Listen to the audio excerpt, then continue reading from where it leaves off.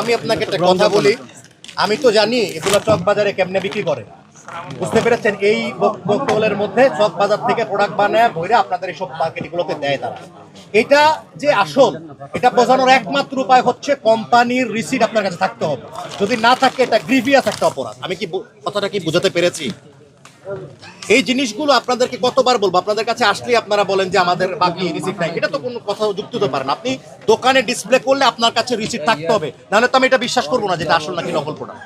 এই বোতল মানুষ তো খাওয়ার পরে এটা প্লাস্টিকের আকারে বিক্রি করে দেয়, ওই খালি বোতল কালেকশন করে ওটার মধ্যে চক বাজার থেকে প্রোডাক্ট বানায় আপনাদের এইসব দোকানে কিন্তু এগুলো সেল করে। আমরা জানি বিষয়টা, কি বুঝতে পেরেছেন? ঠিক আছে, আজকে সতর্কতামূলক একটা অর্থদণ্ড উনি করবে, পরবর্তীতে যেন এই ঘটনা না ঘটে। এই যে রিসিট রাখবেন না, এরকম হবে না। ঠিক আছে, এটা রসিদ রাখবেন, সব পণ্যের রসিদ রাখবেন। ঠিক আছে।